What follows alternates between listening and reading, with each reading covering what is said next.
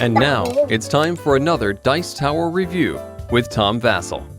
Hey folks, today I'm taking a look at Canterbury, which is a new game from a new company called Quixotic Games, which was started by Andrew Parks. He's a designer I like quite a bit. He's done some great games like Core Worlds and Star Trek Attack Wing and many other games. And so I was excited to try this one about a city building game from him. I was a little bit less excited when I saw the board because the board looks, well, blandish. It's about building a city. It's about area control. It's about getting points. Let's take a look at it.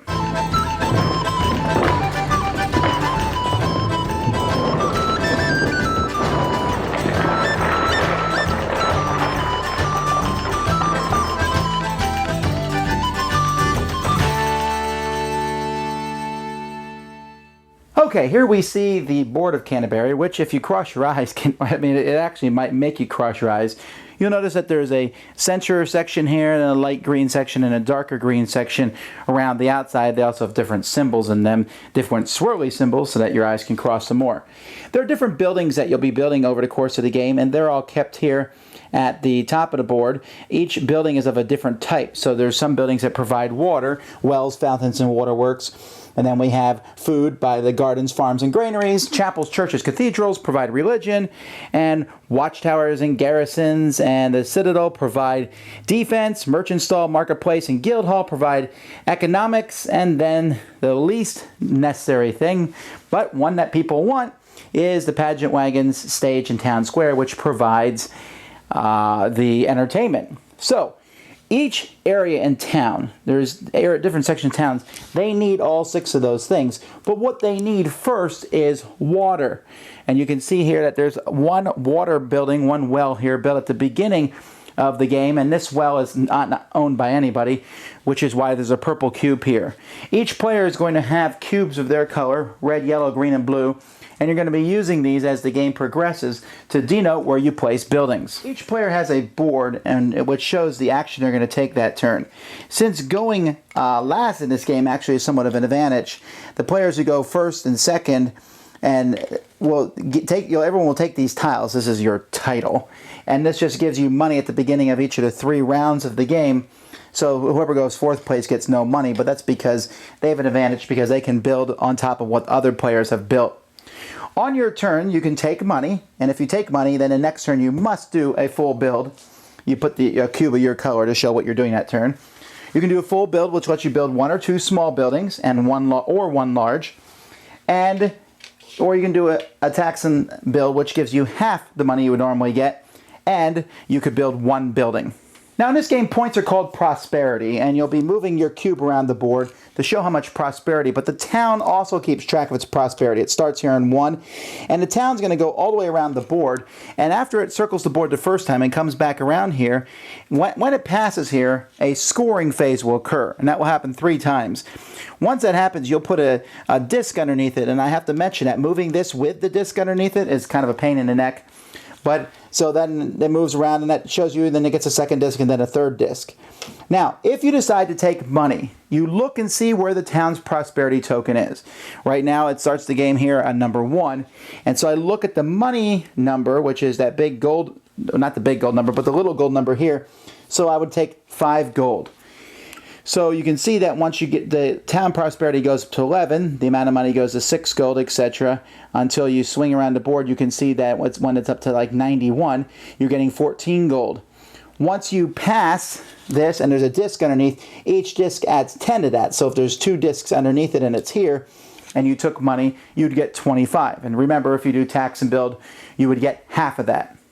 When building a building, you can pick which building you're going to build, and then you pay the cost of that building. You can see here a well is the cheapest building, costing 1, while the most expensive building up here, the town square, costs 40. So the different buildings are going to cost different amounts of money. Now when you build a building, the rules are you can only build a building in a place where there already is a building, or one that's adjacent to it orthogonally. So I could build a well here, or I could build a garden here, or I could build a well here, here, or here. In fact, On the first turn, that's all I do, because the other rules are, when you put a building in a town, you can only put a building in a town that provides a resource as long as all the resources before it are covered. So since water is covered in this town, I would build a garden here. Let's say I'm the blue player, put a blue cube there to show that I'm providing food for that town. I cannot build another well there because that town already has water being provided for it. Then another player could build the chapel, which would provide religion, etc. So as you're building these buildings in the different areas, you have to follow that progression.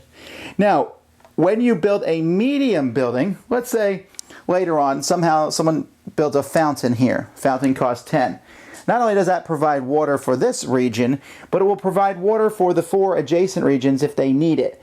Now, water is already provided for this one, but I would provide water for this one, and this one. Which means that people can build farms in those areas because they already have water being provided by this medium-sized building.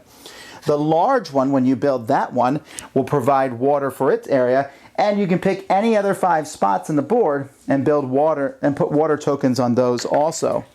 Now, the important thing to remember about this is when you're putting these out, these tokens, you can put them out of order. So let's say I managed to build a cathedral for some reason. I'm not following necessarily the rules on how to place things right now. But let's say I built a cathedral. I could place religion tokens anywhere. I could even put them in a spot where there was no religion token or water or food. And later on, when someone moves in there, that spot is already covered.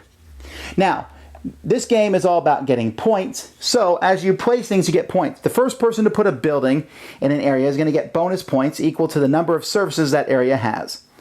Also, when you build a building, let's take a close look here at the farm, you'll see that you are going to score some points, and the town prosperity marker moves points. So every time you build a building, you scored, like say you build this farm, 2 points, the town marker moves 2. You build this church, you move 3, the town marker moves 3. Now, it's not always the same, and sometimes with the really big buildings, there's 3 numbers here depending on which ring. If you manage to put this cathedral in the center of the city, it would be worth 36 points. If you put it in the middle ring, it's worth 31, and if you put it in the outer ring, it's worth 26. So placement matters for that. So you're constantly moving these tokens around the board, always scoring, always moving. Also, there's another board over here which is going to give bonus points at the end of the game. Every time you place a marker on a board of a certain type, you'll move your marker on that type. So players will be moving them on the different types to show how many of each type they've gotten on the board. At the end of the game, whoever has the most of each of these will look and see where their marker is. Let's say blue, I have the most, providing the most water at 8. Then I would get 6 points. The second most, if their marker was here, would get 3 points. And so those are extra points that are given out at the end of a round. There's also scoring, like I said, that happens whenever the town's prosperity passes here. When that happens, you're going to take a look at each of the places on the board, and whoever has the most cubes of their color, let's say, for example, green also built a watchtower here. And so green has the most cubes. Green is going to get points equal to the number of tiles that are covered. So green would get 4 points. Second place would get 2 points, and that's how that works, and you'll score every region on the board. At the end of the game, whoever has the most points is the winner. This is really not my style of game at all. A guy in my group who came up to me said, yeah, it's an okay game, and he said, but it's really dry. And I was a little worried because this guy loves dry games. And he said this was dry for him, and I thought, wow.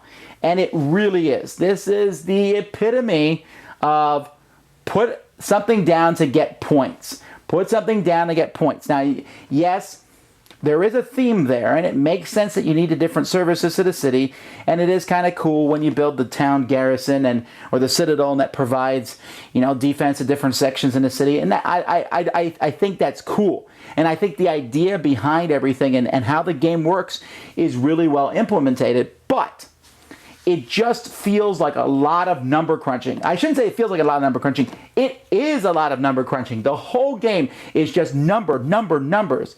You're constantly moving something. You put a building on a board, and okay, check, wait. Can you put that building there? Because one of the things that you can do in this game, and I didn't mention this in the rules overview, but you can replace other buildings. Because most of the time that's the only way you can get these bigger buildings in there.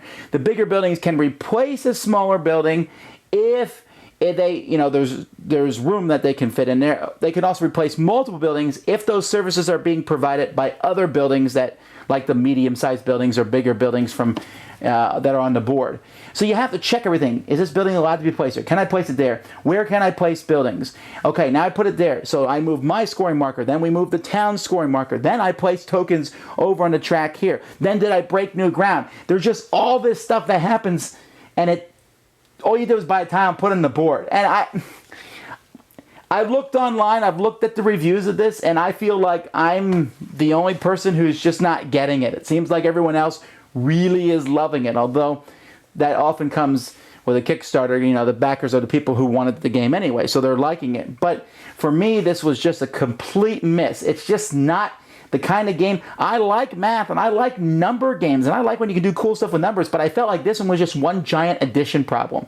Put this down at points, and I never really had a kind of a grasp. Obviously, building the bigger point stuff is better, and this game is like saying, please, please, paralyze me. It really feels that way, because you could sit there. At the beginning, you have a few choices, but as the game goes by, your choices get greater and greater, and there's so many, and you put it there, and there's scoring is constantly happening, and boom, boom, boom, and you're moving things. It was a chore to play this.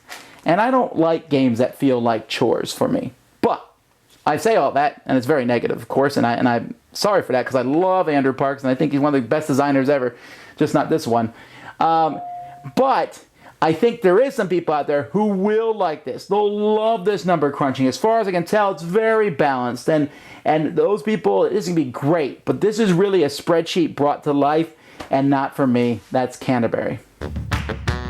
Thanks so much for watching the Dice Tower videos. Find more great videos and reviews, as well as our top-rated audio podcast at Dicetower.com. You can also find other great shows at Dicetowernetwork.com. I'm Eric Summerer, and you've been watching The Dice Tower. The Dice Tower is sponsored by Cool Stuff Inc., where you can find great games for great prices. Cool stuff in stock. Check them out at CoolStuffInc.com. Shut the door.